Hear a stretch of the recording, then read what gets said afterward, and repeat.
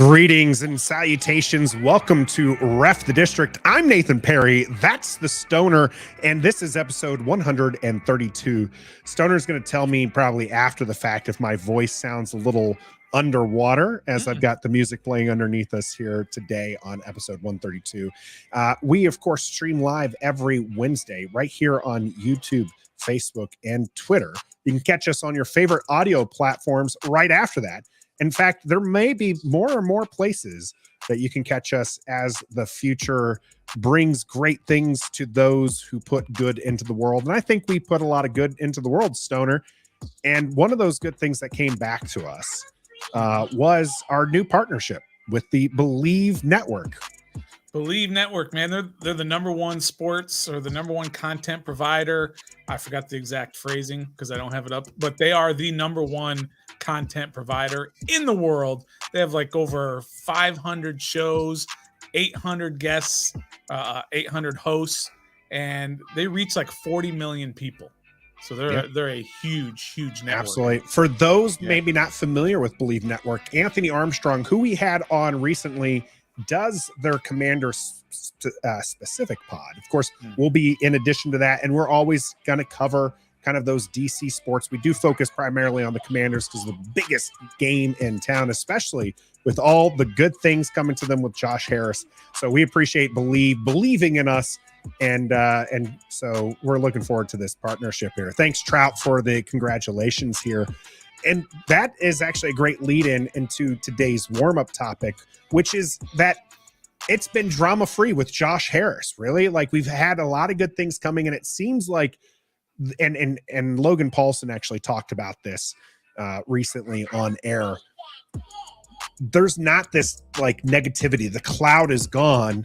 There is, it's not completely drama-free.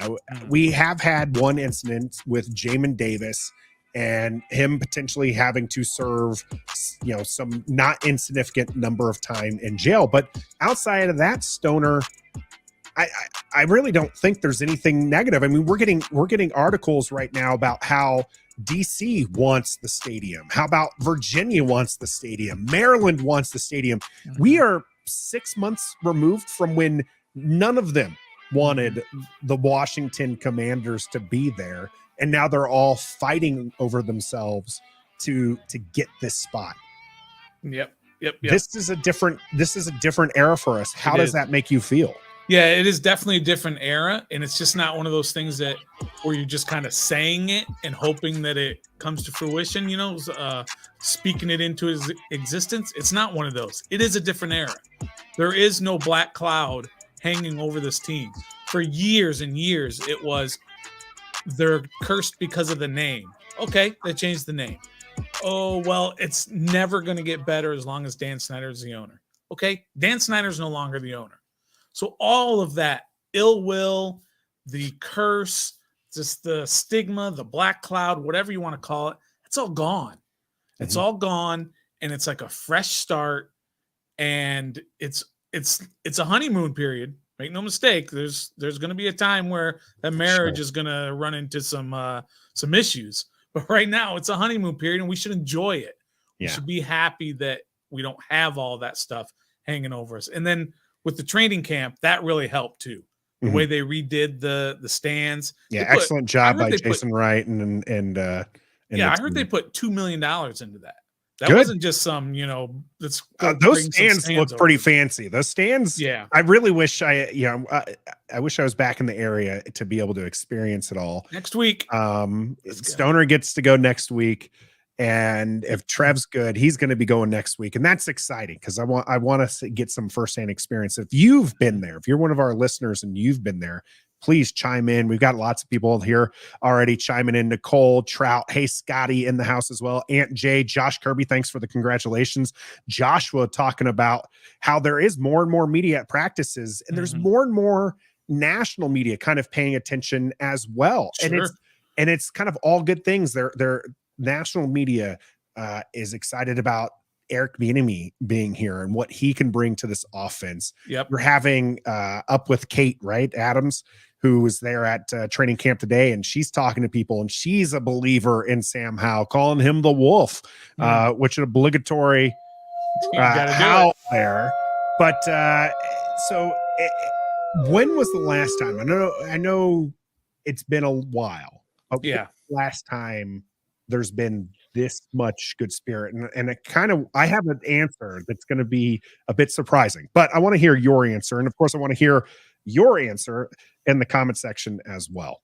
Well, mine might be a little bit surprising too, because I think 2021 was kind of like that. Yeah. Maybe not as full blown, but because of the pandemic year when you didn't have any fans, not just not going to practices and everything and getting ready, but there were no fans at games. Mm-hmm. And that was only a few short years ago. So then the next year when they came back and it was down in Richmond and it was Chase Young off his rookie of the year, it was Ryan Fitzpatrick being signed, and we thought he was going to be Fitzmagic and all that. So that was good, but you still had that bad stuff, because right before camp is when the Washington Post stuff came out about everything with Dan Snyder and Bruce, I think, had just been fired fairly. So there was still that cloud hanging over, but there was some goodwill at that time. So I'd say that 2021 probably for me. I agree. I that's actually why I thought mine was going to be surprising, because it was a lot sooner and it was still under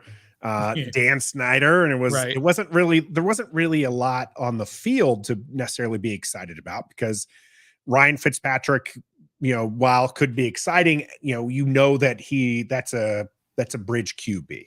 Sure. The defensive rookie of the year. So you're excited about chase things. But I do remember talking with you and Trev about how it felt like a different era back then, because you have Tanya Snyder who's going out and she's mingling with fans, and she's like throwing footballs to fans. And we thought we had something different, because that was actually the first year Dan Snyder was kind of suspended from the NFL. Right. We had to step away from day-to-day business, and it was fake.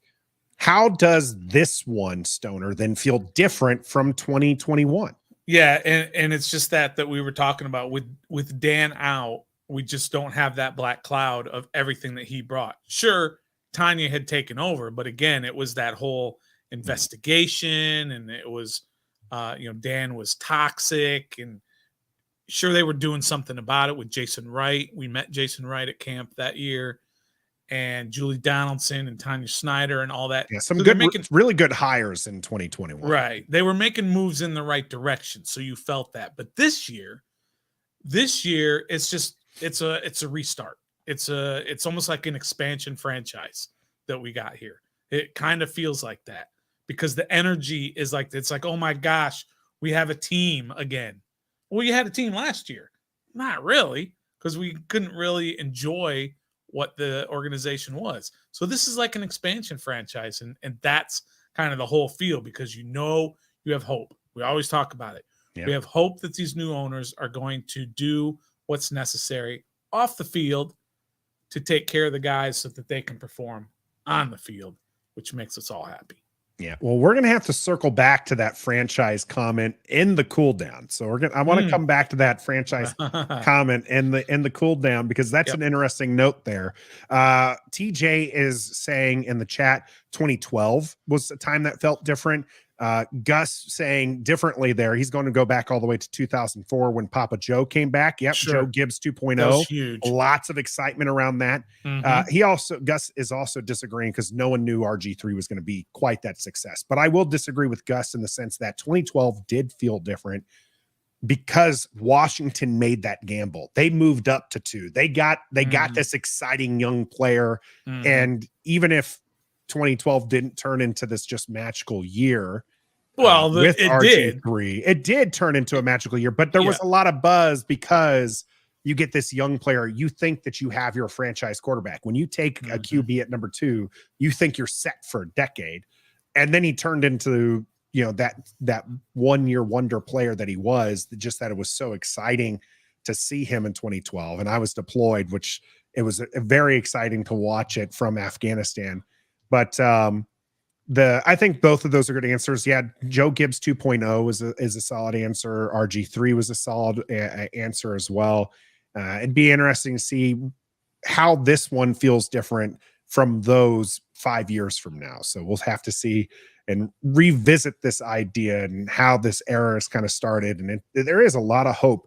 And so not only for our listeners live here on YouTube with us, but for our audio listeners, if you want to chime in, you can hit us up on any of our socials at RefTheDistrict, and we'd love to hear that answer for you.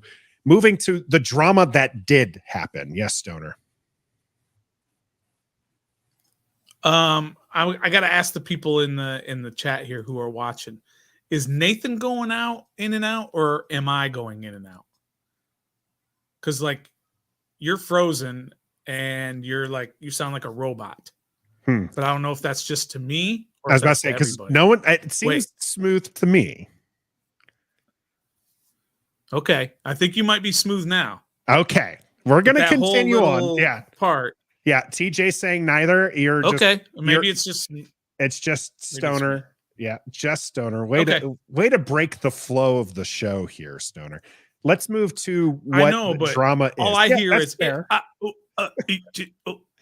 yeah. Josh is saying Stoner, Trout saying neither. Now it's fine is what we're hearing.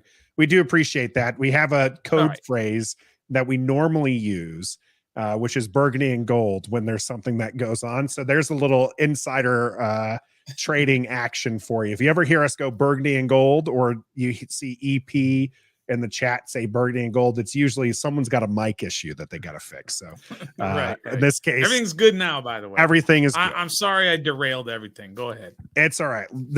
You're not the only one who's derailed everything. Derailing the good feeling of the start here is Jamin Davis. Yeah. It's time to come due. And I feel like this is such bad. And this kind of how the team kind of feels, right?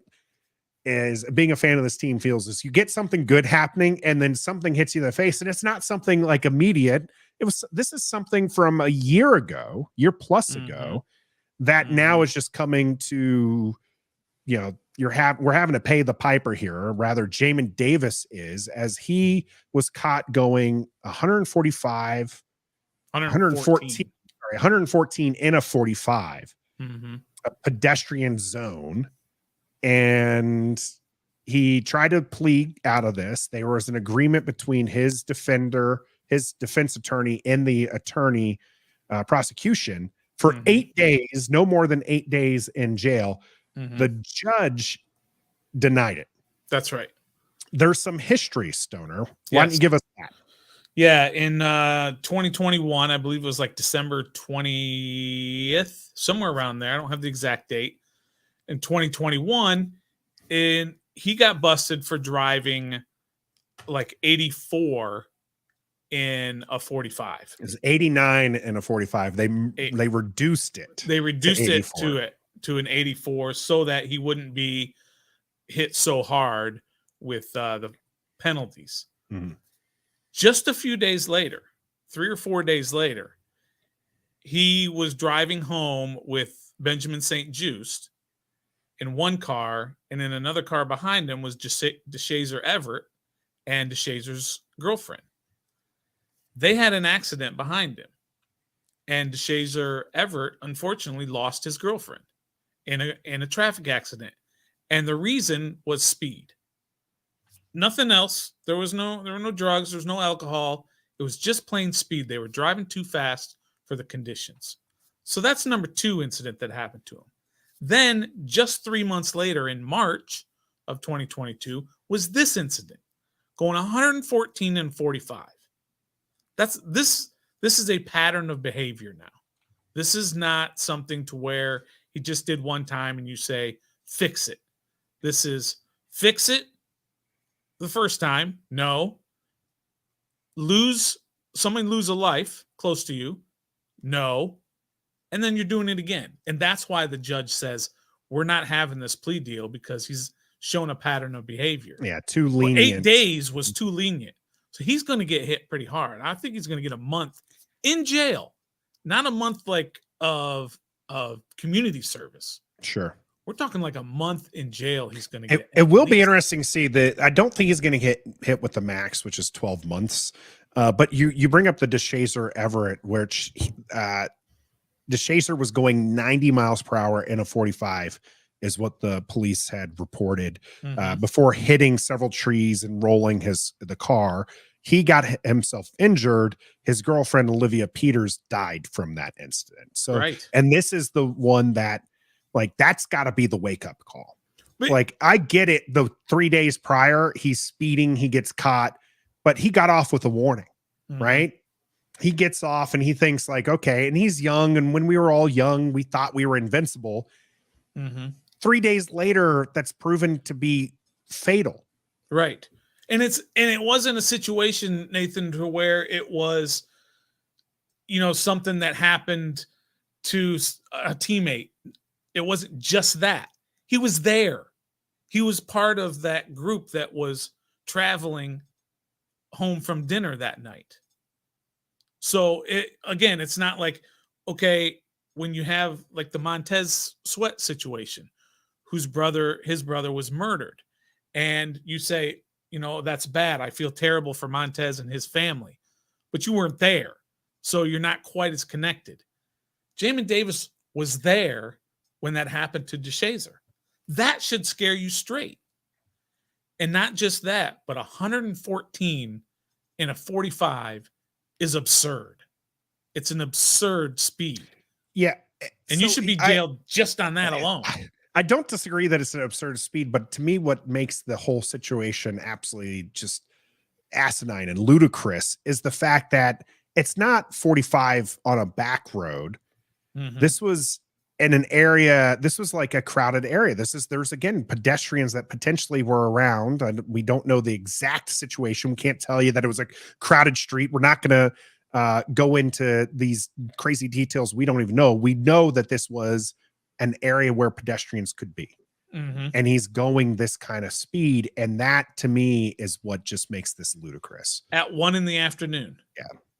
Not late at night to where people are not going to be out there.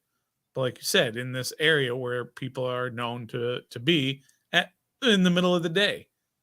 And the big thing about it is, first of all, if his name was Milo Eifler, he'd have been cut already. Absolutely.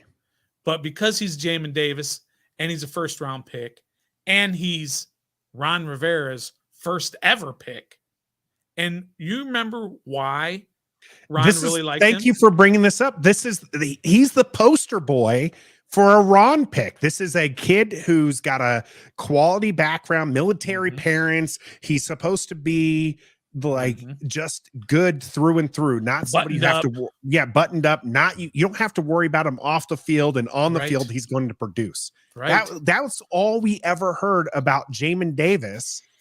Is just, again, his character was not going to be a question. Right. And here we are going into his 4th year. And what's disappointing more, going to the field. Okay. There's a lot of things that are disappointing off the field.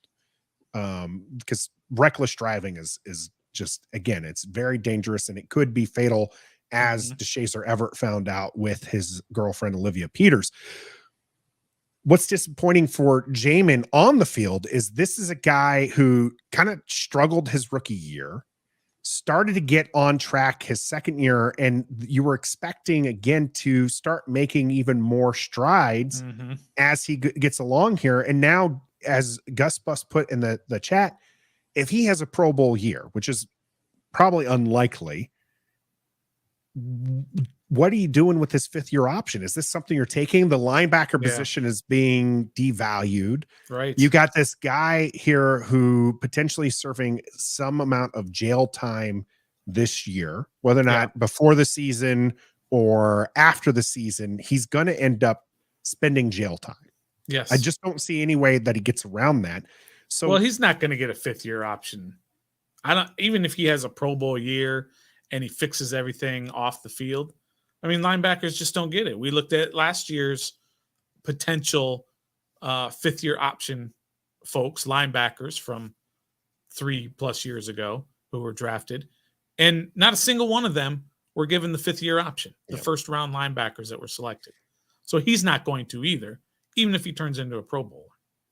I mean, just regardless of how he plays, I don't think he's getting a 5th year option just because of the position he plays. Like if he was a running back, if he was Saquon Barkley, if he was Jonathan Taylor, Well, I don't think Jonathan Taylor was a first rounder. Maybe he was.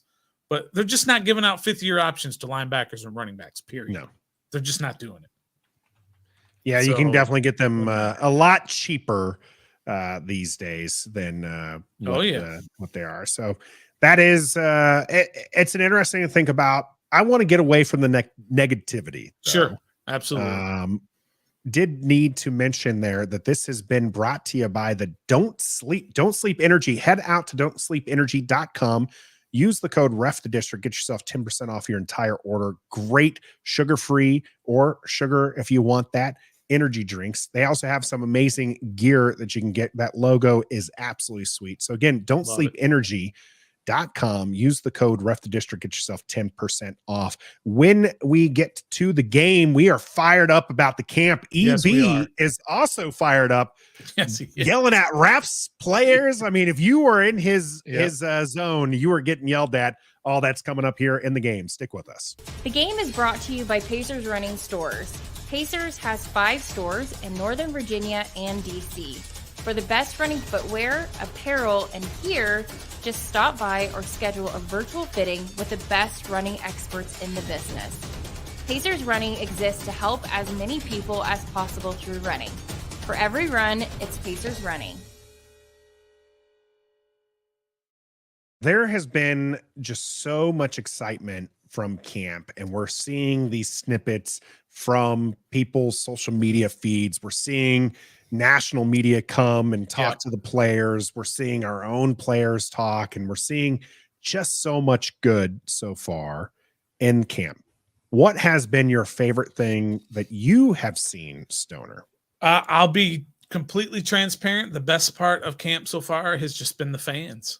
That has been, it's so nice to see the interest of the team and the ability to put 10,000 people in those stands. If you remember last year, yes, there were very sparse crowds at times, but it's not like they had 10,000 tickets to give away to training camp. They only had a few hundred each day. And for a lot of those days, they were using that weird lottery system. Right? You remember that? And then like the first couple of days, it was all screwed up. So they had like 50 people out there. Yeah. Now they've got 10,000 people every day. Not every day. On Saturday it was. But they have thousands of people every single day. And that just, I mean, it just gives you, for us who are not there, it gives us a feeling of respectability. That we don't have to, another one of those questions, we don't have to talk about that the team doesn't have that black cloud. And we're not being embarrassed by showing very few fans. We're just like any other team now. And so I think the biggest part for me has been the fans. And then later, maybe I'll talk about the on the field stuff that's got me excited. Yeah, there's certainly some on the field things that have me excited. The fans, though, you're absolutely right. We were there last year and the lottery system. I mean, there's people, Tim out in Indianapolis, who he complained, and he had every right to complain, because they would tell you 24 hours, not even 24 hours, maybe the night before, they're like, hey, you get the ticket to camp. If you're one of the fans that are outside of the DMV area, you can't, that doesn't work for you. And Tim, as an example, because I know that, we've interacted with him with the show and stuff. So it is just one of those things. You got Andy out in England. It's like, well, okay, definitely not going to come out to camp if that's the way things are going to go. You can't. Yeah, you can't. And so it's very frustrating. And then, Stoner, now if you do get a ticket, you come out and you have to provide like your own shade and your own seed, and you have to like it's in a muddy area. There's like one little trailer for a team store, and then not much else. If you get there and they have the VIP set up, maybe you can get yourself some coffee or some snacks, like baggy snacks or whatnot. And it's a whole new experience right now. And I think that's just great, because this fan base deserves it. This fan base needs something like that. So it is pretty exciting for that. That's an excellent. I think the thing I'm most excited about is, we've talked a little bit, is just seeing the hype from outside this organization. we routinely will get Ashburned. We will think we're going 17-0 What going into what's that? What is Ashburn? Where does that come from? Ashburned. It comes from being a fan and fooling yourself into believing that the team is just going to do great things year in, year out. This is a team that was 8-1. And like, we think they're going to go 17-0. We think they'd go 17-0 after 3-14 season. That's just how it works. As a fan, you get yourself Ashburned and you're like, you're going to put on those burgundy and gold glasses and you're going to get excited to see other people outside the organization get in here and be excited. Mm-hmm. You have Mina Kimes being excited. You have Kate Adams, being excited. That is what feels great. It's just like, great. Okay, we have these rights to be excited. It's not just the ownership change. Right. There's on the field things to be excited about. There is. There is a lot to be excited about on the field. And it especially starts with the defense. I think that's definitely going to be the strength of the team. And if the offense can perform anything close to a little bit better than last year, then this team has a chance to do some damage. As bad as this offense was last year with the quarterback situation specifically, they still went 8-1 and were a half a game out of the playoffs. Or maybe a full game, however you want to look at it. One more win, and they would have been in the playoffs. Yeah. So this defense, which was already one of the best, got better when they drafted their first 2 picks, were in the secondary. And so far in camp, it seems that the secondary is dominating. And so that's starting to get a lot of press nationally. Like you said, Forbes is the real deal. Quan Martin is the real deal. We know that so far, that those 2 guys. And right now you've got like 7 defensive backs who can stake a claim at starting. There's 7 of them, and you can't start 7 of them. So it's great depth. It's a good problem to have. I've been most excited, I think, with Emmanuel Forbes. He's been showing out in camp every single day. Yes, he's super skinny, but his length is giving some of the guys trouble. Look, McLaurin's going to beat anybody. So McLaurin is feasting on him a little bit. McLaurin was recently talking about how he knows he's top 10. He feels like he has the talent to be top 5. You like that kind of moxie coming from your wide receiver 1. Yep. So I think Forbes is probably, for me, is the most exciting. And then probably second from that is the health of the 2 important players that are coming back from knee injuries, which is Chase and Logan Thomas. And those 2 guys are extremely important to the success of the team. I think Logan Thomas is more important to the success than Chase is, but Chase has that role of importance on the team as well. Sam Howell needs a reliable tight end because he's going to have issues with the offensive line, I believe. And so he needs to be able to know that my guy, Logan, is right down there. He's not going to let a defender get in front of him. And I know where he's going to be, and I can just throw it up there. And 6'6" Logan Thomas is going to get that ball for me and bail me out. So those, I think, are the 3 biggest on the field excitements for me are Logan, Chase's health, and then Emmanuel Forbes is everything that we had hoped he'd be. He's not like Jamin Davis a couple years ago when it was like he's trying to figure it out. Emmanuel Forbes hasn't figured it out. I think there was at one point in Jamin's first year there, his rookie year, that he was playing with the 3rd string on a routine basis. Right. And that was pretty scary when you look at the people ahead of him on the roster and you're just like, you got to be better than these guys. You can't, Right. you can't be sitting that far behind on the roster as the 19th overall pick. Mhm. And Emmanuel Forbes, you're right. He's doing some great things. Joshua saying he's making moves on Terry. Yeah, you've seen it where he's even, he's going to get beat by Terry probably 9 times out of 10, but there's times where he's keeping up and he's learning and he's doing things. And you mentioned that depth. And I think that was the thing that I said with Quan Martin, right? And you were so upset that they went with cornerback, they went defense, and Sure. they went back-to-back CBs in the opening rounds. And I said, I like it for the depth. You cannot, this is a passing league. Mhm. You need to have 4 quality guys out there because you're Sure. going to see 4 quality receiving threats out there, and you need to be able to match up with them. So to have those 2 be impact players, which is what we need from your first 2 picks in the draft, is to be impact players. Yes. Love to see it. Yep. Love to see it. Missed this earlier that Phil here, Beard of Knowledge, popping in to say go Birds. We'll put it up there just because we like Phil, and then we're going to get rid of it real quick. Yeah, next time, Phil, you're going to have to hit that super chat to make us put up a Go Birds.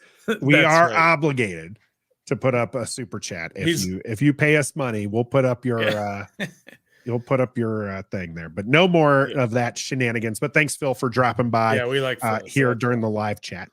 Yep. The Gus giving us a little flashback here. This or that. Oh, nice. Logan has 8 touchdowns, or Chase has 12.5 sacks. Because I thought that was pretty interesting, Stoner, that you're going to go with Logan being more important to the success of this team big time than Chase Young. Big time.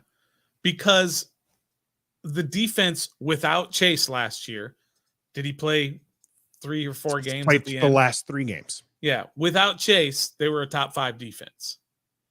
This offense needs Sam Howell to be the man. Needs to be better than last year. And so Chase or Logan is super important for that. So yeah, I'm going to take Logan stats over Chase stats all day. So you're taking the 8 touchdowns over the 12.5 sacks. I'm interested in our listeners here chiming in. So if you're watching on YouTube right now, I want to know, are you taking this or that? Logan Thomas 8 touchdowns or Chase 12.5? If you're an audio listener, again, hit us up on one of our socials here. I'm taking that. Because I disagree with you. I think Chase Young is going to be more important than Thomas as the season. I get what you're saying and giving Sam Howell a safety outlet. Yeah. But hear me out. Okay. Curtis Samuel. Yep. Brian Robinson. Yep. Antonio Gibson. Sure. You could throw Bates or Cole Turner in there as well. You have receivers that are quality and are going to get open in a quick time when Jahan Dotson and Terry McLaurin. And so I just don't see Logan Thomas, even if I get 8 touchdowns would be pretty darn good, but there are enough pieces to the offensive puzzle that can be used as a safety blanket for Sam Howell. Okay. If Chase Young has 12.5 sacks, you're not talking just adding to this defense, which was missing sacks last year. Okay. Their leading sack person was Deron Payne at 10.5. 11.5. Wasn't 11.5? It was 10.5. Someone fact check us. I already got Jonathan Taylor pulled up because he was a 2nd round pick. So that's a fact check for us during the warm up there. 12.5 sacks is nothing to sneeze at. No, and you're right. That takes this defense from top 5 to potentially being the top defense in the NFL. Okay. And again, so you have safety blankets. Who else besides Chase Young is going to put up those kind of sack numbers? Montez Sweat, right? That's that's who you have. Okay. There are plenty of people who are going to help Sam Howell put up some offensive numbers. There's nobody on the defense that are going to put up Chase-like numbers. All those guys that you mentioned. 11.5 sacks. So you were correct that time. There you go. All those guys that you mentioned, they were all here last year. And they were unable to get this offense out of the mud Scott of the Turner quarterback led position. offense. Okay, fine. You can couch it with all these other reasons of why, but they were all here last year and they couldn't get it done in terms of having a potent offense. Yeah. So that's why I think it's important that he steps up. Now, he played more games than Chase did, Logan Thomas did, but he wasn't as effective. He needs to be effective. We need both of them to be effective, yes. Yes. Now, if you asked me Logan Thomas 8 touchdowns or Cole Turner 8 touchdowns, it doesn't really matter. I'm kind of saying the tight end position is going to be super important for a young quarterback with what I think is a shaky offensive line. So I'm kind of putting it on that position more than I am on the player. So if he goes down and Cole Turner steps up and gets those 8 touchdowns, great. But I just think that's more important because you already had a talented defense without Chase Young. Sure. You did not have a talented offense without Logan Thomas. And we need offense. We need the offense. We do. This is definitely a team that needs some offense there. Looking at the comment section here on YouTube, TJ takes the sacks. Trout says Chase Young as well. Gus is taking Chase Young. Caleb agreeing with you, Stoner. QBs need a tight end, and look at all the top QBs. They typically have a tight end they rely on. And this QB especially, like I said, because he's young and because it's a shaky offensive line. Sure. He's going to need that dump off. We're going to talk on that one right now because you led into it. As we're talking about training camp here, the offensive line is probably the biggest question mark to me, and that includes Sam Howell. Sadiq Charles not in team drills today, dealing with a calf injury. Chris Paul played in left guard. This is what we've seen from Sadiq Charles year in and year out. You hear good things about him. You think that this might be a player who can stick around, and then an injury rears its head and you're back at the drawing board. You are a Chris Paul fan, both on the court and here on the field. Yeah. So do you think that this is a lateral move, that you're still going to have question marks because this is a 7th round pick from just last year who's going to be playing on your offensive line? Or like, what's your level of concern here with Sadiq Charles and this offensive line entirely? My level of concern on the offensive line is at about a 90 on a scale to 100. I am super duper concerned about this offensive line, especially today when all the reports that you got out of camp today. I understand the guy's name is John Allen. I understand his name is Deron Payne and Montez Sweat and all these other guys. But the defensive line was obliterating the offensive line today. And not just on 11-on-11s, but on one-on-one drills. This offensive line has no shot against our defensive line. Our defensive line's top 5. I get it. But there are some good, especially in the NFC East, there are some extremely talented defensive lines. And they're going to eat this offensive line up. I don't care who's playing left guard. But it's last year it was Andrew Norwell, and he was bad. Chris Paul couldn't beat him out. Sadiq Charles couldn't beat him out last year. And this is a guy that we saw was absolutely horrific at left guard. And now the guys who couldn't beat out that guy, you're relying on them to be your top. Sometimes you see a jump in ability from year to year, and this is the 2nd year for Chris Paul. And you know, he's had now 1 game under his belt, and you were pretty pleased. I'm not saying it's to me. I said it already. It is my number 1 concern, Stoner, is the offensive line.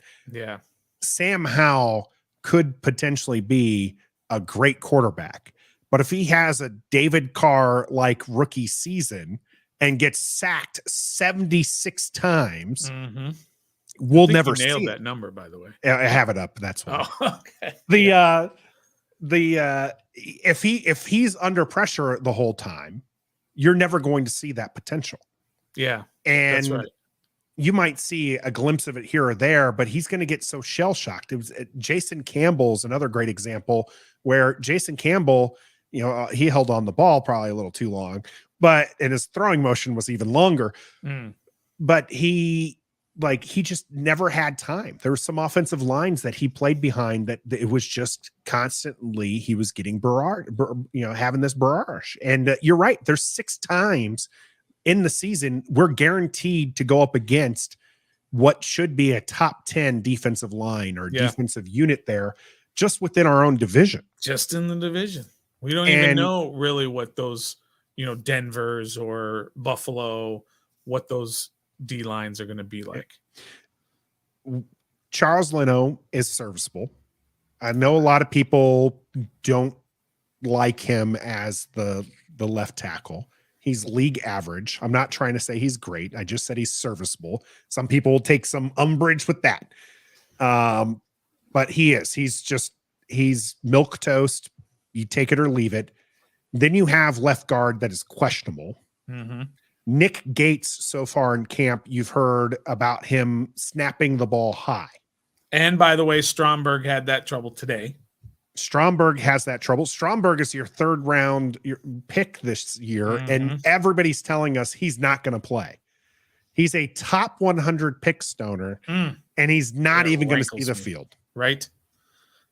Then you get to right guard, which is Sam Cosme, which is where people predicted him to be when he was drafted a couple of years ago. But he started at right tackle, performed fairly well at right tackle, but injuries have been his concern. Last year, they did this crazy back and forth with him and Cornelius Lucas. And, it was just really weird. Now they're just shoving him at guard. So he has to learn the guard position. And we've heard good things from Sam Cosme. I like Sam Cosme. I do too. The athleticism is great. He's got to stay healthy. Yeah.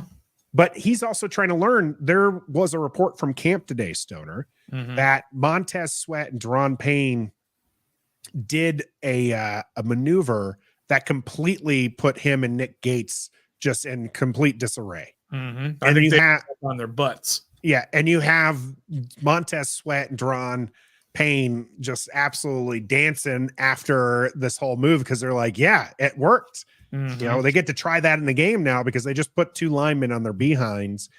And that concerns me from Sam Cosme. And then at right tackle, you have Wiley, who is a free agent pickup, who was Kansas City's biggest concern going into the playoffs because he was just a mess last year. He ends up having a pretty decent playoffs and a very good Super Bowl. He did. He absolutely did. So, but then let him go. And then they let him go. Right. So I just don't have a lot of confidence in this line. I am a howler, and I have confidence in Sam Howell's ability to be better than the QB play we got last year. Yeah. In a vacuum. In reality, I just don't know that I trust this offensive line to do it. I think the scheme from Eric Bieniemy is going to have to really work with a average at best offensive line. Yeah. I say that I have a ball that's actually signed somewhere in this house right now by the offensive line. I'm not trying to pick on them. Right. But I mean, it is going to be an average line at best. Yeah.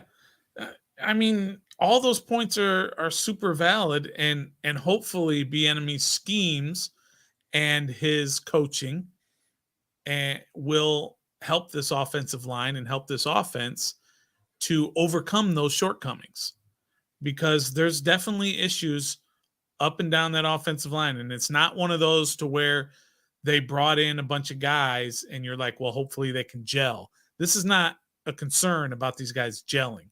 This is a concern about their talent level that hopefully is good enough to protect Sam and to have a decent enough offense. It's super scary. I mean, we wanted a left guard or a left tackle, to be more specific, with their first round pick. That's what we all wanted. And then if they didn't get that, we wanted it for their second round pick. We all wanted it. We wanted the kid from Florida, Osiris Torrance. I still remember him, right? We wanted him, but they went in a different direction. And so now they're going to pay for it. They're going to pay for it. Waited till the fourth round to pick up that offensive line. Yeah, which is he even out there at practice? Well, I guess third round, but they're already telling us the third round pick isn't even going to there. Right. Yeah. Till they went to guard, was fourth round. And this is a guy who's not even sniffing a backup job right now. Yeah. He's sniffing practice squad. You're hearing a lot more from an undrafted free agent. Yeah. And Mason Brooks than you're hearing from the fourth round pick, Braden Daniels. Mason Brooks, let's talk about that, because this is a guy who I'm very quickly becoming enamored with, and it's just from a few reports. Yesterday, Stoner, he puts Fedarian Mathis on his backside. They went toe-to-toe in the 1v1 drill, and Mason Brooks, who's an undrafted free agent, stands up Fedarian Mathis. Players go wild. Everyone's asking for a rematch. They get the rematch. Mason Brooks sits down Fedarian Mathis. Fedarian Mathis is a second round pick from last year who we heard great things about and looked like he was going to fulfill that part up until being injured. This is a guy who you're going to see heavy in the rotation this year. And this undrafted free agent is showing up. And apparently Mason Brooks continuing that good work today, as Linnell Willingham tweeted out, Mason Brooks continuing to stand out in 1v1s. F.A. Obata had no answer for him. So now you've got a defensive tackle. Now you got a defensive end-ish. I think Obata kind of a tweener in between there. What do you think of Mason Brooks? Because I'm really starting to like the kid. Yeah. You know what his nickname should be? His nickname should be JFP. He's the camp. What is that term? It's our district diamond is what we give out. That's what he's going to be. He's going to be that guy that you never heard of, that's popping out there every once in a while, that's probably not even going to make the team, or he's going to be a practice squatter. I don't understand they paid him some money. They did. They paid him. Not only did they pay him money, Stoner, which you pay your undrafted free agents. They gave him the highest amount you can give an undrafted free agent. That's how bad they wanted him. I get that, but let's not start talking like he's going to all of a sudden be the starter at left guard, right? He's popping because he's an undrafted free agent. He's not popping because he's a starter. How many times, we have no idea, did Andrew Wiley put somebody on their butt in those one-on-one drills? We never heard anything, because if he did, that would be like, okay, cool, next. Let's move on to the next one. Or if he had a good drill against Montez Sweat, okay, fine, move on to the next. That's what he's supposed to do. But when an undrafted guy does it, then that gets everybody all fired up. And it's like the guy who, at the end of a college basketball game, the walk-on, the guy who was water boy for 4 years, and then all of a sudden he gets a chance to go in and score, and the whole bench goes crazy because you don't expect that to happen. You don't expect Mason Crosby. What's his name? George Mason Crosby. What's his name? Mason Brooks is who you're referring to? Okay. 6'6", 315 pounds. You don't expect an undrafted free agent to put a second rounder on his butt 2 times in a row. That's why it's a big deal. That's all it is. Let's temper our expectations on Mason Crosby Brooks. Okay. All right. That's my it's going to be hard for me. Do you think he's going to be a starter? Yeah, Joshua, you're absolutely right. That's some Debbie Downer Stoner stuff there. I can't. This is what happens. This is when Jarrett Patterson comes on, and then we just love Jarrett Patterson. Or when what's his name? The receiver who played Terrell Pryor makes a one-handed catch, and we're anointing him a Pro Bowl. Oh no, Terrell Pryor. Yeah, that was. Remember that when he made that? Yeah. Somebody he was got coming off of camera. He was also coming off of a 1,000-yard wide receiver year. Oh, Trev in the chat here. Our man Trev, love you. Thanks for joining us in the chat there. Hold on. He agrees with you, by the way. Mason Brooks is this year's JFP. That's Trev in the chat here. Oh, that's Trev. I didn't know Trev was babyface. Thanks, Trev. And again, we love you, man, and we can't wait for you to come back. Yep. Okay, so hold on. Terrell Pryor had 1,000-yard receivings 1 year. I'm not with Washington. He was Not with Washington. It somebody was else with with the Cleveland. Jets or something, or Cleveland. He Yeah, had 1,000 yards. I don't know about that. In Oakland, and sorry, that's QB. Let's see here. I'm looking for his receiving yards. Someone might Come be on, able to Gus. get quicker. See if Gus can beat you to it. Adjusted passing, receiving, and rushing 1,007 yards with Cleveland in 2016. All receiving? All receiving. Okay. All right. You got me. 1,000. There we go. 1,007. Yep. I mean, Gus, barely. Our stat guy, Gus, in the chat, 2016, 77 receptions, 1,007 yards. Okay. But it's that point of one thing happens in camp and we all lose our minds and think this guy's going to be a Pro Bowler. And it's not happening. It happens every year. It's why we have the District Diamond Award. It's why we have the District. Who was our District Diamond last year? Do you even remember? Because I think JFP was the year before. Because JFP was it's his sophomore year. Last year it was. Now you're going to make me think. JFP was year 1. Yeah. Year 2. Maybe it was a receiver or something of like a Cam Sim. We'll have to look back, but we do have a District Diamond Award that we give out. It wasn't. Yeah. It usually is going to be an offensive player, but we'll see how we. All right. Sorry for being Debbie Downer. There. Yeah, always. Mason Crosby Brooks was balling out the last couple of days in practice. Okay, he was. Absolutely. I'll give him his flowers. All right. Are we going to talk about Sam at all? We are. We're going to get to your tracker and everything here. I wanted first to talk about. We had a note in here about the running backs, and of course, the game is presented to you by Pacers Running. And the running backs and on our team could probably use a couple shoes from Pacers Running. So make sure you head out to either one of their 5 sites in the DMV or go online. If you want a virtual fitting, I thought that would have been one of the most silly things in the world, getting virtually fit, but they put me in the right shoes for my needs. And I never had to step foot into the store.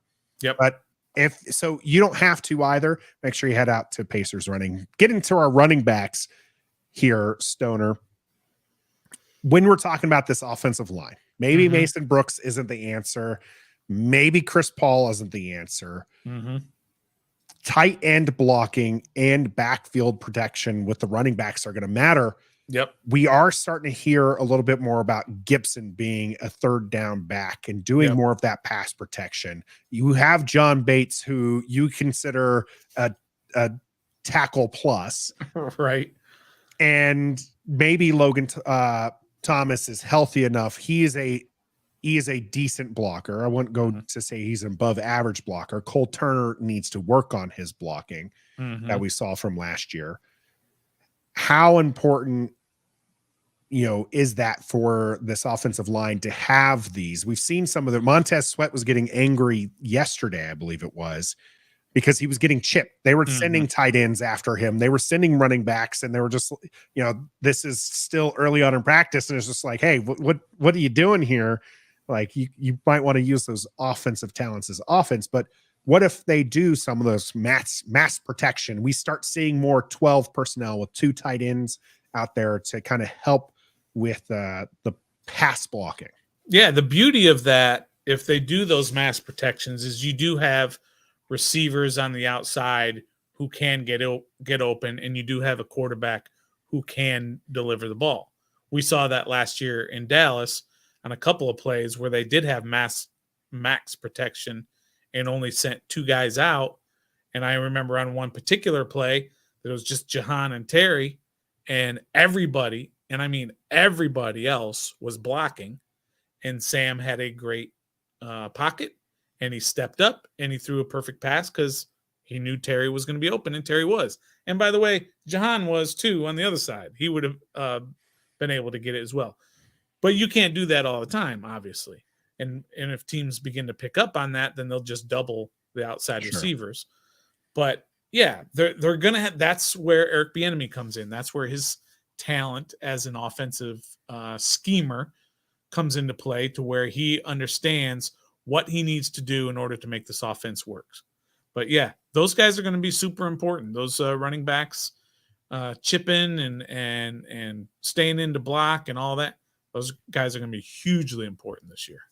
Let's get to our man Eric Bieniemy right now. Okay. He is the epitome of being camp fired up. Yes, he is. He's been getting on players left and right, recalling huddles, sitting the first team down because they couldn't get into position properly. Yeah. Today, reports coming out that he's also screaming at the refs. They team had some refs out there, an important part of the process so that they can learn, what they're doing, what they're getting called. It's kind of important for the refs to kind of get in that there. But the refs, according to Ben Standig, the refs were explaining why they called a penalty. He believes on the prior red zone play, and Eric Bieniemy just came out screaming at them to get out of the way because the offense was attempting to run a play. Right. Already in full game mode there. As it's like, no, let's hurry up. Let's get this going, and getting those extra reps in. How important is it to have a guy like Eric Bieniemy just be fired up for the team? Yeah, it's totally different than last year with Scott Turner out there. Regardless of what you think of Scott's ability to design an offense and run it. Yeah, scheme an offense. Eric Bieniemy is not playing around out there, and he will scream at guys, and he will F-bomb them here and F-bomb them there, and yank guys out of lineups and sit guys down and pull entire offenses out, scream at refs. You didn't see that with Scott Turner. Not that necessarily one way is better than the other. Some guys respond better to quiet confidence, treat me like a professional. Some guys respond better to a screamer who doesn't put up with anybody's bullcrap. But it's a totally different than what's been around here the last few years. And so it's kind of refreshing. And we all like the guys to be held accountable. So when you see it happening right in front of you, you see a guy getting screamed at and thrown off of the first team offense, you feel like, okay, this is a guy who represents me. Because I like to hold people accountable. So it's good to have that style out there now, just because it's so different than what it's been the last few years. I'm going to keep you waiting on the Sam Howell thing because I have one last note from training camp today. Okay. And it's kind of an important one. Special teams was lacking last year in some pop. Well, they're trying to see where they can do with some of this return game. You have Antonio Gibson out there, Byron Pringle, who's showing some immense speed. The early darling for the District Diamond, Kashmir Allen, and then, of course, Dax Milne, who I don't think any fan wants out there. Right. I'm okay with him being out there because he has steady hands, and it didn't seem like he was going to drop it. That was, coming back from going all the way to Sims Jr., right? Steven Sims Jr., like there was some ball security issues. Yep. Dax Milne might not be flashy, and he runs sideline to sideline too much for my taste, but at least he was holding onto the ball. Yeah, that's true.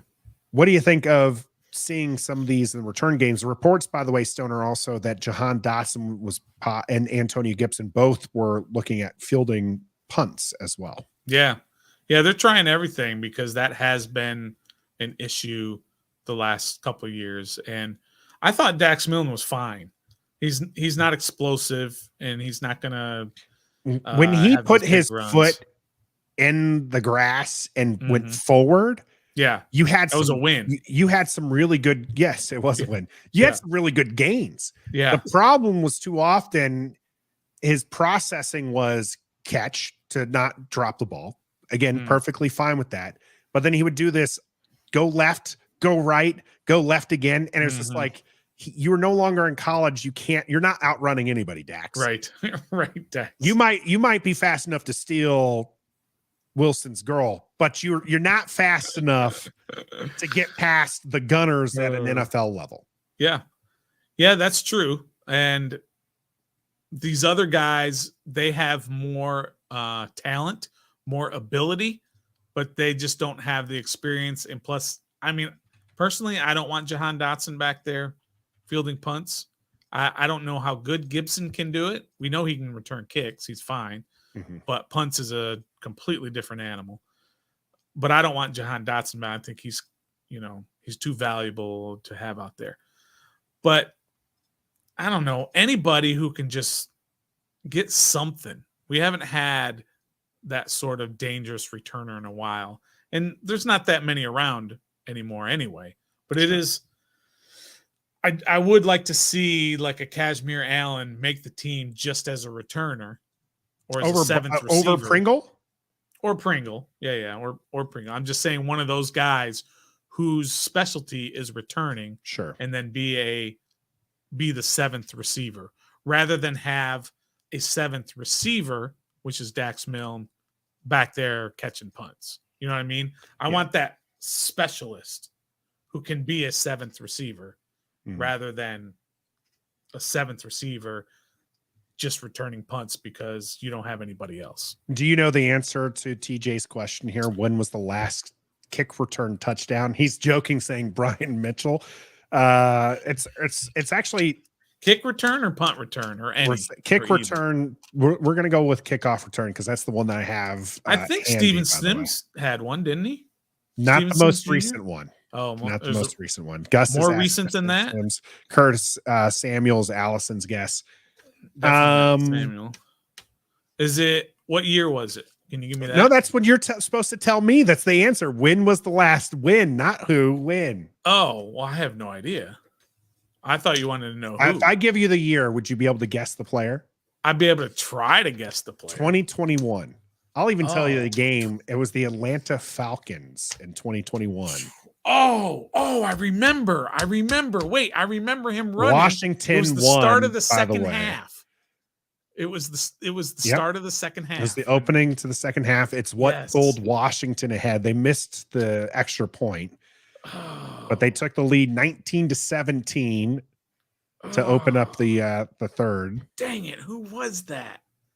I don't remember who it was. It's somebody who's not on the team now, I bet you. No, God. Oh, yeah, no. Absolutely not. He lasted like 1 year with Washington. DeAndre Carter. Oh, yes. DeAndre Carter. That was your return specialist. Yeah. Although that was his only touchdown that he got on any return. He is the perfect example of he's a return specialist who can be your seventh receiver. That's what he was for Washington. He had to be like the third receiver that year, the injuries and everything. But he is the guy. That's what I want on the team.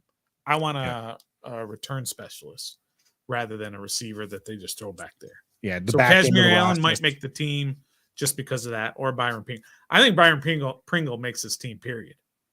He is quick. I think he's going to be a 5 or a 6 receiver. He's pretty exciting. I just hope he has the hands. But I mean, what was his? Somebody might have to look this up for me. But what was his 40 time? Anybody know that? Because the social media team for the Washington Commanders showed a video of his and was just like, yeah, this isn't sped up. This is just how fast he is. I mean, he's 29 years old, so it's not like he's a young guy. He's one of EB's pullovers. Yep. But just how fast is this guy? That's a fair question. He's fast, or else he wouldn't even be here, because, like you said, his age and everything. But he is a Bieniemy guy, and 4.46, by the way. That's not. That's not as fast as I was thinking. I mean, you've got a lot of 4.3 guys on this team. So, but that's pretty interesting. Yeah, I guess I think I can run a 4.46. No, you couldn't. You might be able to get a 4.46 to the end of the table grabbing a beer. Oh, you didn't say how long it was. I mean, I can do a 4.46 from here to the bathroom. That's a lot.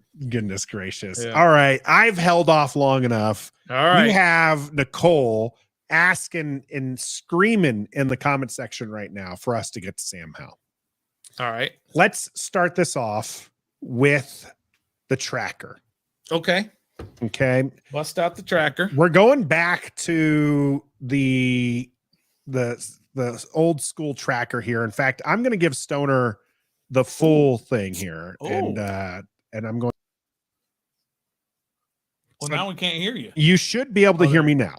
Yeah. Okay. I'm in the backstage area. Stoner's got the full screen for his board and his Sam Howell tracker. Did you get 1 August on there? It was good. It was good. It was good. It was a good day for Sam Howell yesterday. All right. You did not have a choice in that. The fans outvoted you and said that he was has been good all off season. But Right. we're not gonna take that one into account. Okay. You got the green, Stoner. You got the red. I got the green. It's I got the August red. 2nd, and you haven't written that on the board yet. Damn it. Good call. This is us true professionals. This is why Believe has us on their network. This is true. All right, August 2nd. You're gonna start tasting some of that marker there, trying to get it in your mouth there. August 2nd, good or not good for Sam Howell? Trout is saying good. I'm gonna believe that Nicole's is on a good. Mm-hmm. Let's hear what you have to say. And of course, if you're one of our audio listeners, make sure you get out there and hit our socials up and let us know about what your thoughts are on this tracker. Just a quick recap too, that this is good and not good. And this is reading between the lines because nobody ever says he was no one's not going to say good. he's bad. Yeah. Right. Nicole's going with good. Ant is going with good. Joshua was saying excellent. I'm Got a lot of howlers in the chat. Listen, let me tell you, I'm not doing this to be a downer. I'm not doing this to go against. But I'll sum it up this way. I don't know who posted it, and I'm sorry they don't get credit, but somebody showed the last play of practice, 11 on 11, which was a high snap to Sam, but he got it. And either him or Gibson went the wrong way. There was supposed to be an RPO type play. And then it was basically a sack. And then Sam threw it 30 yards out of the end zone and said, this is what practice was today. This is a perfect example of what practice was today. I'm sorry, but read between the lines. It was not a good day today. I'm sorry. And we've got to get away from giving him all the excuses of all. We're probably going to start seeing it in the chat here of all the excuses of why he's having an up and down camp. And what are we at? We're at 3 good days and 4 bad days. So that is the epitome of an up and down camp. I don't think there's even 2 in a row. Well, there is 2 in a row for bad. He's not having a great camp. He's having an up and down camp. And if you listen to Rivera, if you listen to McLaurin, if you listen to any of them, nobody is going above and beyond and talking about how great Sam is. They're not. I'm sorry. That's from our comment section. They're asking for it. He's just not having right now. He's just not having a great camp. And there's a tons of excuses out there. I don't understand the excuses. I don't understand why everyone just wants to crown him as this great quarterback when he hasn't done anything yet. He's not having a great camp. He's not having a bad camp. He's up and down. Sorry. Joshua, if Sam Howell wants to come on Ref the District, he has an open invitation. Yes, he does. We asked him, and he said, I'll be there soon. So the players don't have a lot of availability for shows. They give media availability. They don't give necessarily show availability as the season approaches. I'm not going to go against you, Stoner, in the not good day. Okay. I do want to help people quantify this for their understanding. If we were doing a scale from 1 to 10 and 5 is average, typically what you see is like in most scoring systems, 6 is considered average, and anything below 6 is actually, below average. So let's use that as our barometer. So 6 and you can use half increments. I don't have to get crazy. And it's like a 5.37 or whatnot, but kind of explain what your feeling is. If he is not having a good day, where is that being ranked? I would put it at you were kind of hitting around in that area. I would put it around a 6.5. That's where I put average. Average, and maybe just And this is why we touch above changed average. the tracker already. We had it not good and bad. Yeah. But it wasn't necessarily that he was having bad days. It's just that he wasn't having a day where, he's Patrick Mahomes, right? 10 would be Patrick Mahomes, and 6 is your average QB play. It's also not an indicator of what he's going to be this season. It has really no bearing on that. We're just kind of doing it to see what it's like day in and day out to be a second-year quarterback and how you're playing in a new offense. Yeah. We understand he's going to have ups and downs. All rookies and second-year guys have ups and downs. That's the part of the learning process. Yeah, I actually brought that up. He's still having downs. You have to admit it. I brought that up in the tracker yesterday, where 5 years ago, Patrick Mahomes, entering his second season, was getting blasted for having such a bad camp. Yeah. Obviously, that's Patrick Mahomes. Is there any, we know that you're Debbie Downer. You're a realist. You're a realist. You're a realist. We got it. All right. Is there any excitement for you for Sam Howell? Yes. Massive excitement for Sam Howell because he does have the physical tools to be an NFL quarterback. What we don't know is if he has the physical tools to run an NFL offense, and does he have the mental fortitude to be able to, again, to run an offense at the NFL level. We've seen him do it in college. That's great. This is a totally different animal. And all we've seen him do is throw 19 passes in his career and complete 11 of them. And some of those were really good passes. Some of them were great passes. But he had some bad ones too. We just can't ignore them. So, but I do have high hopes that he can be that guy. And I want him so bad to be that guy. But I try and look at it realistically, objectively, listen to what they're saying. And every time people ask about Sam to Ron Rivera, he talks a little bit about Sam. And then he immediately starts talking about Jacoby Brissett. We didn't ask you about. We don't care about Jacoby Brissett, to be totally honest. Yeah, I think most people are with Tony in the chat here, not wanting to see Jacoby out there. Trout is correcting you on the spot, by the way. The video you're referring to was actually Jacoby, not Sam. So it was Jacoby who was sacked and threw the ball 30 yards. I think any QB in this offense right now is going to struggle. They're all learning a new system through Eric Bieniemy. They're all playing behind an offensive line that is still trying to work out their kinks and are at a talent level far below the defensive line that they're going up against. All true. So there's going to be struggles. What I think a lot of people might misunderstand, and I've known you for a decade plus, so I understand where this realism is coming from and the hope. We all want Sam to be the guy. I am a Howler. I believe he has the tools necessary to become the guy. I do want to see it on paper. I mean, he has to prove it. He still has to go out there and win football games for our franchise. What I think most people don't understand is you're not actually a Sam Howell hater. Correct. You will give Sam Howell time.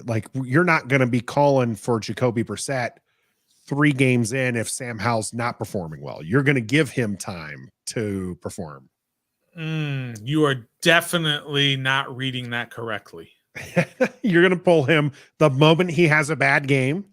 No, but 3-4 games is about what I'm going to give him. Let me adjust that. If it were me running the show, it wouldn't be 3 or 4 games. I'd give him the whole year, almost regardless of how bad he is, almost to a certain extent. So I'd probably give him 8 games. Ron Rivera is not going to give him more than 3 or 4 games. And I'll give you an example of why not. When he inherited Dwayne Haskins. He gave him 3 games, maybe 4. He gave him more than that. It was 5. No, I think he gave him 3 games, and he benched him before the 4th game. It might have been 4 games and benched him before the 5th game. It was one of those. And this was when Ron had no pressure to win. He had no pressure to win. He was supposed to play Dwayne Haskins because that was the owner's guy. So he had no pressure. And he says, I can't do it. I can't look at Jonathan Allen in the eye and say, I'm going to put Dwayne Haskins out there again and then tell Jonathan Allen I'm doing everything I can to give this team a chance to win. Yeah, it's 4 games, by the way. 4 games, and then they benched him. And they said, that's it. In a no-pressure year. He had 0 pressure to win that year. Yeah. There was, I think, his first year. There was also the fact that the division was winnable. That's what we kept hearing. Well, that was still early, though. This was I think they were 1-3 at the time. They were 1-3. Yeah. We ended up being 1-5 before being, 2-5, 2-6, 2-7. At 2-7, though, they were still in the division at that point. But they would rather go with what was the donk's name? The 3rd stringer for all Kyle Allen. They went with Kyle Allen instead of Dwayne Haskins with no pressure to win. Now Ron has all the pressure in the world to win, and you think he's just going to keep sending Sam Howell out there game after game, loss after loss, bad QB play after bad QB play? If that's the case, he's not going to do it. His job is on the line, and he's got an $8 million quarterback sitting behind him who's capable. I'm not saying he's great. He's capable. He's the kind of backup that you want. He's just not going to give him that much of a rope. I'm sorry. He's not. Not with his job on the line. He's not going to say, well, let's just keep throwing him out. And again, he's going to look Jonathan Allen in the eyes and say, I know Sam has been terrible, but he gives us the best chance to win. And Jonathan Allen might punch him in the face. He's going to say, no, he doesn't. Jacoby does. We all know it. You know it. Everybody in the world knows it. So zip it and send Jacoby Brissett out there. That's what I think. That's why I think you misread me on that. Well, I'm not saying that you like you said you'd give him 8 games. I would. And that's what I was reading. That you're not like you want to see him develop. You understand that there's going to be ups and downs because this is his first year as a starter. But I don't have to answer to John Allen. Yeah, Josh Scherz or Jonathan Allen. No, yeah. I'm talking about John Allen. I'm talking about in that locker room. So I think that the players have also shown great support for Sam Howell. There have been some things, Terry McLaurin kind of, the comment from him, you really have to listen to it because the wording of it was not great. The wording of it definitely led to me to believe, like, he doesn't necessarily believe because he was just like, Terry McLaurin flat out says, we're still looking for that guy when we're talking about QB play. Yeah. He goes on to give some praise to Sam Howell. And if you actually listen to the full thing and take into context, it doesn't sound nearly as bad as just that line. But that line felt pretty, damning at first to be able to, just see it, right? But Jahan Dotson has said good things. You have Curtis Samuel saying good things that he believes because he's putting in the work, and you see that there's this leadership about him. Terry McLaurin is saying those things. That praise, I don't think, is empty. All right. I have to ask you a question that you said earlier. You said that you think Sam Howell has everything it takes. You're a howler. He has everything it takes to be the man. He can spin it. He absolutely can spin it. He has physical tools. We all know that. But you remember you and I were standing in Ashburn at camp, and the 4 quarterbacks were out there just running, warm-ups, throwing to running backs and such. And at that time, that was Carson, Taylor, Sam Howell, and Cole Kelly. Wasn't that the guy's name? That's Cole Kelly, yeah, dude, right? I really liked Cole Kelly too. Exactly. That's kind of my point. If Cole Kelly was out there and you had no idea who he was, and Cole Kelly was out there running this offense, you'd say, that dude has all the physical skills to be an awesome NFL quarterback. And then you say, his name's Cole Kelly, and he's an undrafted fourth free stringer. agent, yeah. What are you talking about? Well, my eyes tell me that he has the physical tools. Well, physical tools is 1% of what you need to be a great quarterback or a franchise quarterback, not even a great quarterback. So there has to be more to it on why people think Sam Howell can be the guy. And here's my theory. All right. This is my theory that we had talked about earlier. It's called, well, before I get to it, it's why do you like Sam Howell, Nathan? I'm asking you. I like him because from what I have seen, like I said, the physical traits are there. I think that, so I like my QB to have some level of moxie, and I've seen that from Sam Howell. Yeah, for sure. It's one of the things that that Taylor Heineke had. He was missing the physical tools. Sure. But there was still something about him that just kind of popped, right? Yeah. I told you in 2011, RG3. You're right into my. Yeah, RG3 was special. And that's because I actually was living in Oklahoma at the time, and I got to go to some OSU, the Oklahoma State games. Yeah. I went to some Sooner games. I got to see RG3 up and close. Right. And you could just tell. You could see it. That there was something special about this guy. And with Sam Howell, I get that same feeling. There's something electric about him that, along with the analytical side of my brain, that I like to see, because I look at the spin rate of his ball, Sam Howell, and how he throws it. And he just throws a very pretty ball, and it's accurate ball. And it's the one concern I'd have for him is that he is on the touch smaller side than you would like your QB to be. But sure, he is sturdy built. I think he's got, and I really hate using these coined terms here, but it's like sneaky athleticism, right? Like he's not going to outrun an NFL linebacker, but I don't need him to. I just need him to give a little shimmy and shake and get me 5 yards every now and then. Yep. Okay. If you go look at Patrick Mahomes, he's somewhat he's crazy athletic, but he's not fast. Right. You don't need to be fast. You need to be crafty, and you need to be able to move the pocket. And that's something I still haven't necessarily seen from him at the NFL level, is of the sensing where the pocket is. But there's still something about Sam Howell that I find electric. Okay. That fits right into my theory. The RG3 part is. And the theory is, the name of it is, and forgive me because I can't really even say it very well, but I know what I'm trying to say. It's called familiarity bias. Familiarity. It's hard for me to say that word. And it's familiarity bias.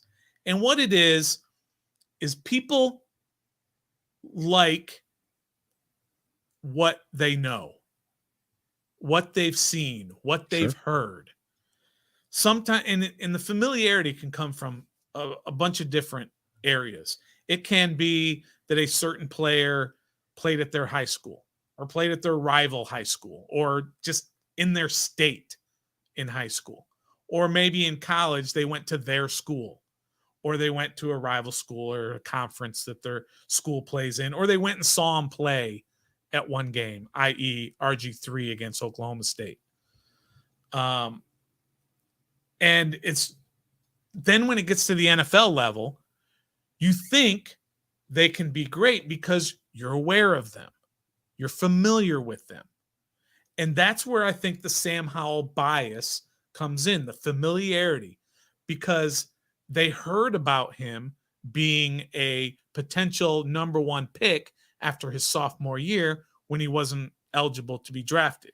Then when it came time for him to be drafted and he's in the mix, and everyone's like, oh yeah, I remember Sam Howell. I remember that guy. He was supposed to be a first rounder.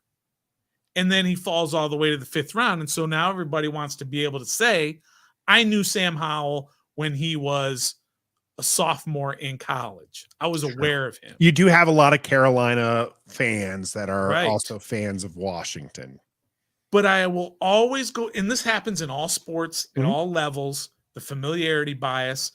And a great example I think of it is if you remember the draft this year, when it came time for Washington's pick, you and I and 90% of the fans were screaming Christian Gonzalez. Everyone thought Why? Gonzo was the pick. Why? That was the guy everybody had heard about. Everybody told us that he was the guy. He was the number 2 cornerback in the draft. And there was he was listed as number 1 in a lot of places. Yeah, too. exactly. But the one guy went like top 5 or something. He went really high. But we were all led to believe he was a top 10 pick, and it was incredible that he could fall to us.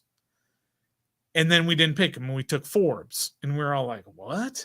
Why didn't we take Gonzalez? Everybody said, we didn't watch Gonzalez at the combine. We didn't watch him on his pro day. We didn't watch him all his tape from high school, from college, right? We didn't do all that. We had just been told. We were familiar with him as the guy who should go as the second corner taken. And so that's what we thought. Now, it could be that Forbes is way better. But who are we as just a bunch of donks? So it's the same way with Sam Howell. Everybody had heard of him, so we think he should be a great diamond in the rough with the 5th pick. However, scouts, personnel people, coaches, front office folks watched every single throw he ever threw in college. They went to his pro days. They talked to his coaches. They talked to opposing coaches. They went to this combine. They talked to him. They put him in situations in front of a board and talked about plays. They sat down with him one-on-one, gave him tests, both physical and mental tests. And pick after pick after pick, all of these people who are 100 times smarter at football than us passed on him and said he's not the guy. Pittsburgh said he's not the guy, and they drafted Kenny Pickett. Atlanta said he's not the guy and drafted Desmond Ridder. Tennessee didn't think he was the guy and drafted Malik Willis. Was there anybody else before him? Maybe he was the Coral, right? I believe was Carolina. Oh, yeah, Matt Carolina. Corral. Mhm. Yeah, I don't even know where he went. And nobody said Sam Howell's the guy. So now all of a sudden he gets to Washington, and all of us fans want to think that because we know who he is, he's the guy. But nobody thought he was the guy of those who matter. It's a familiarity bias. And that's why we all think he's going to be great. And he's done nothing to prove that he's going to be the franchise quarterback. That's my theory. Familiarity bias. There is, I'm not necessarily going to agree with you because, of course, then I would, that would suck. Boring. But what I will say is there is something about this fan base that we do absolutely get attached to these players, and we fight for them, and we have the district diamond, these end of the roster guys that we just get excited to see. You got the Mason Brennan Award is from Hogs Haven, and you just get hyped for these individuals. Look at the Hive. Taylor Heineke at no point was a top 15 quarterback. Right. Never once. Right. Okay. He has a rabid fan base here in the district because it's just, I think we're so desperate for one maybe, but we're going to get those kind of players. We're 10 plus years removed from RG3 and we still talk about 2012.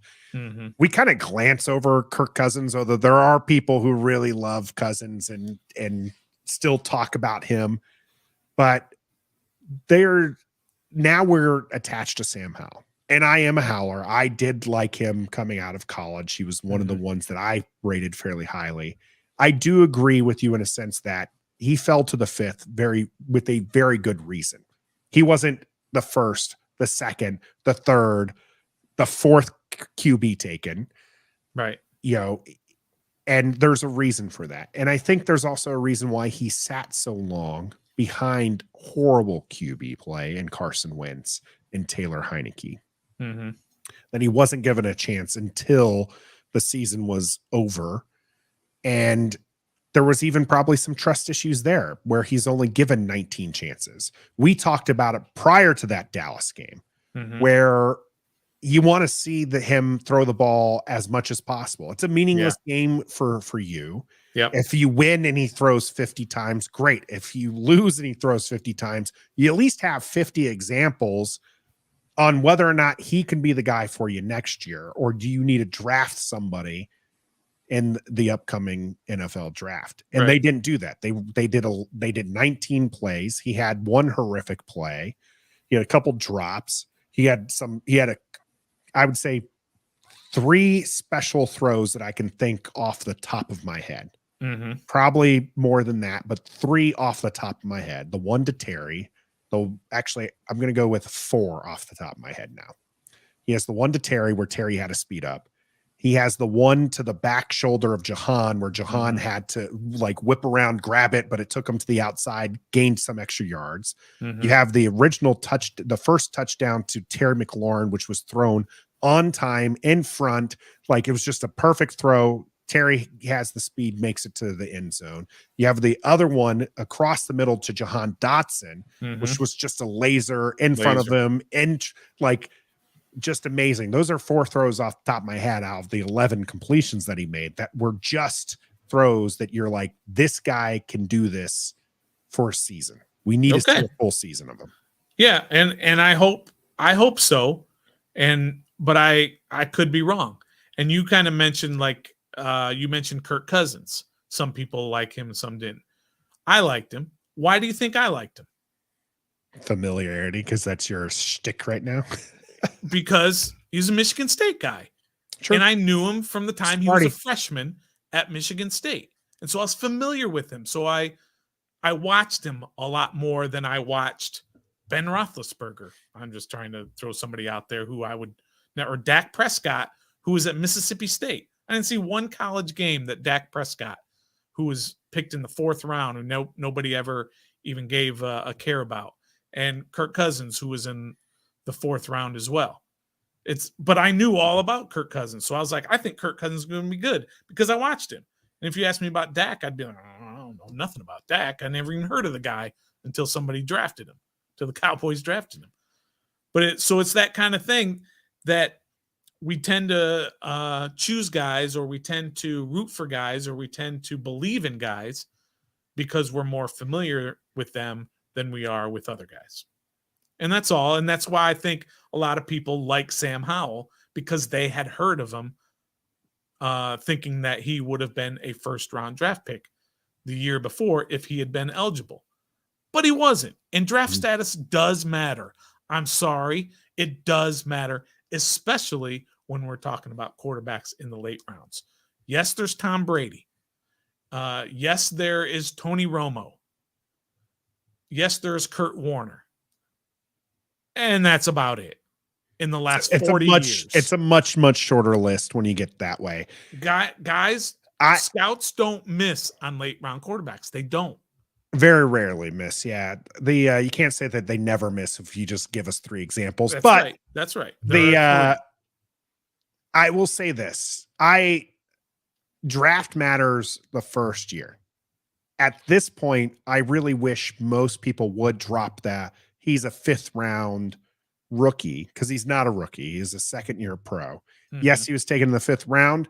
Yes, people need to manage their expectations. Yes, today was a not good day, but that doesn't mean that good days aren't ahead of him. And we're going to keep the tracker going, but we're also going to keep this going. And we're going to move on to a subject that I loathe to talk about. Right. But we're here because people love this question, apparently. What's in a name? Do you want Washington to return to the Washington Redskins moniker that's coming up here in the Cool Down? The Cool Down is brought to you by Manscaped. Ever since my Nathan started using their products, I can't cool down.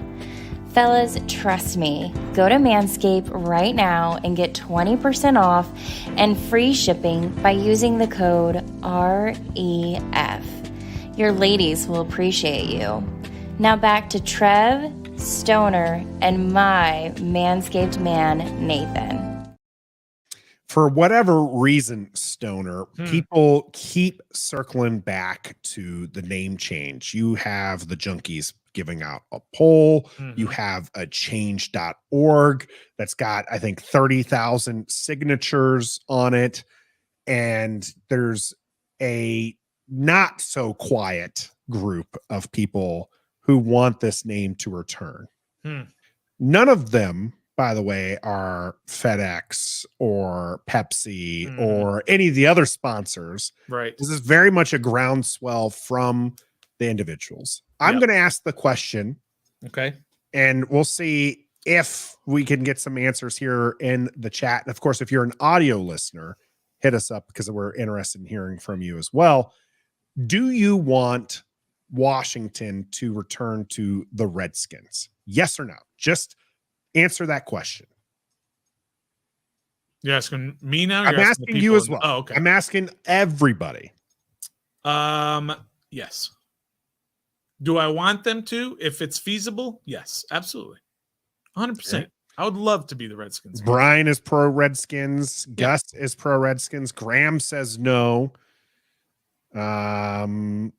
Allison says yes.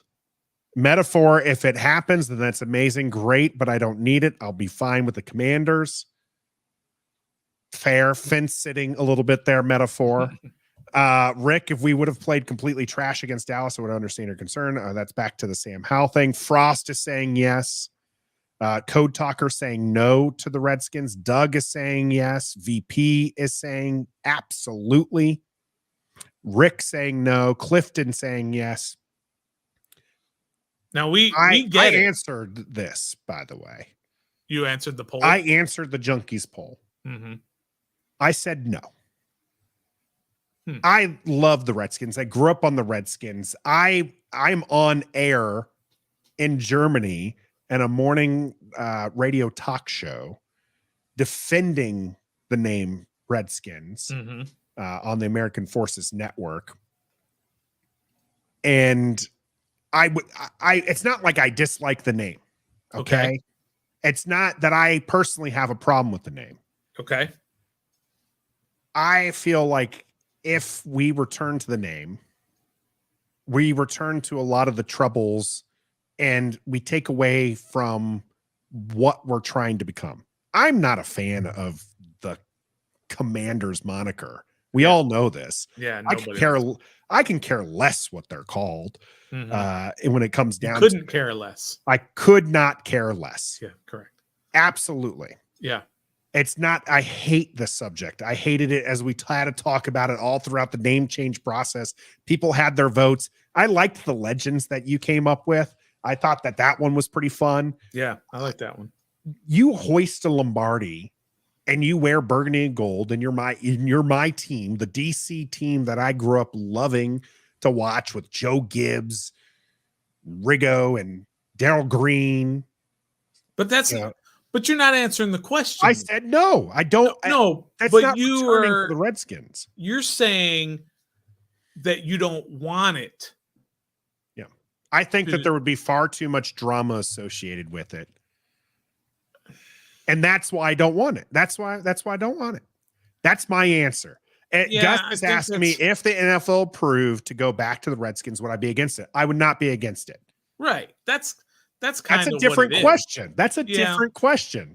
Yeah, I guess that is a little bit of a different question. But I mean, if you're asking me if I would be hunky dory with the name and we wouldn't have protests and we wouldn't have to have article after article written about how it's racist and going back to the owner who's a racist D-bag and all this other stuff. Right. If you tell me none of that stuff would exist, absolutely. Let's return to the Redskins name. That's kind of the point. That world doesn't exist, Stoner. Right. It doesn't exist. Right. But you're not saying, is it going to happen? The question is, do you want it to happen in a perfect world? Yeah. In a perfect world, you don't get any of that stuff. In a perfect world, Sam Howell is QB1 and you believe him. Don't change the subject. You're talking in this make-believe world, Stoner. It's not going to happen. But that's what a poll is. It's a make-believe world. The poll asked simply, do you want it? Do you want them to return? And I said no, because it comes with too much baggage. In 10 years, Stoner, if Washington has at least one Lombardi added to the collection, no one will give a darn about what they're called. Well, not no one. I can't say that. But the voices will be much smaller. Yeah. They have one Lombardi in the next 10 years. All right. Well, you get a Lombardi. You can't change it. If well, you can. We've proven that. We've had 3 names in the last 4 years. The difference is in 10 years, if the Washington Redskins have a Lombardi, every year you still have the Washington Post, you still have protests out the stadiums, you still have the concern over this name. 10 years from now, even with, you can win 10 Lombardis in a row, and you're still going to hear that. All right. Yeah. You win one Lombardi as the Commanders or the Silkworms or the Tiddlywinks or something here in Oklahoma, Tiddlywinks. You're going to win people over, and people will be a fan of whatever name you put on the team, as long as it's their team, right? Their local team or the team they grew up with that still has some ties to it. So that's why I just can't with it. Yeah. Well, what I meant by if they win a Lombardi as the Commanders, you can't change it just because, meaning now that's who you are as a Super Bowl champion. You can't change it. I mean, obviously you can, but I'm just saying. Yeah. It was also several years removed from the Lombardis here in DC. So, but my point is that if there's no baggage, then yes, I want the Redskins. But obviously, if the baggage comes with it, no, I don't want all that baggage. So that's why I took the poll as, do you want it?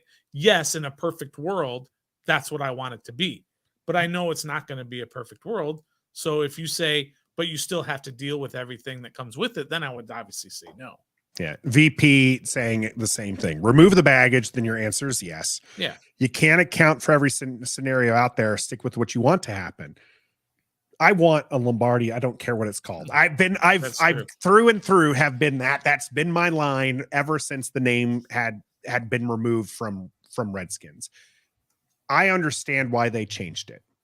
I wasn't pro change, right? I wasn't out there protesting the name. I understand why it had to change, and I understand the sponsorship.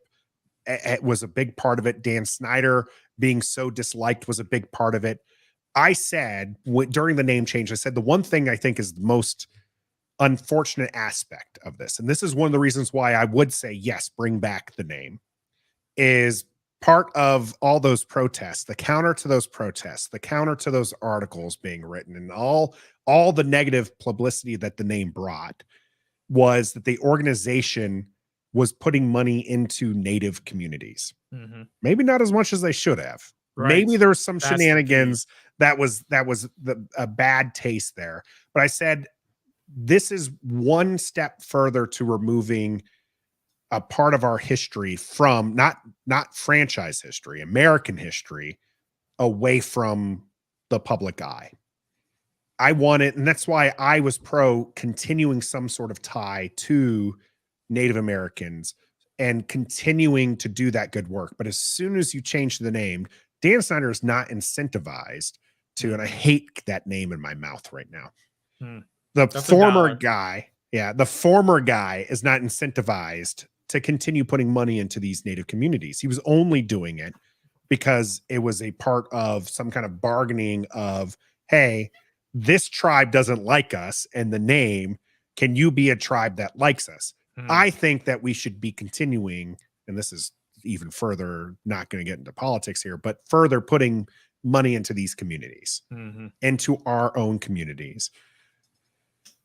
What if you can do that? What if you can put money into all the communities, all of the Native American tribes, and they agree to allow you to have the name? Is that a win-win? Honestly, I mean, Stoner, you just pay them off. Yeah.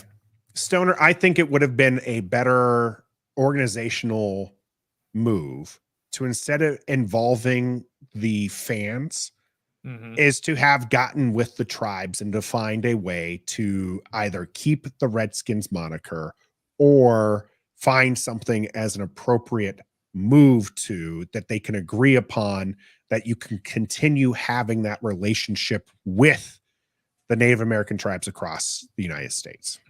That to me would have been better, but I'm not the decision maker. I'm just some Yahoo who has an opinion. I'm sure there was a lot of politics behind the scenes stuff that they didn't want the Warriors they didn't want the Warriors because there's too many ties, and they were trying desperately to get rid of it. There was too much money. Don't give me this legal mumbo jumbo. You can always pay something to have it fixed. That it wasn't going to be the Red Wolves, which a lot of people liked. It was just too much money. Probably also had too many ties to Native American history. We ended up with the Commanders. It's a meh name. My biggest thing with the Commanders is I hate that it's 3 syllables. What are you changing it to? Right. The comms, the manders. Right. Like it's just it's commies. It's just very generic too. Yeah, and I mean, it is what it is, though. Even as a retired Air Force vet, I just don't really care for military tie-ins. I just don't. Yeah.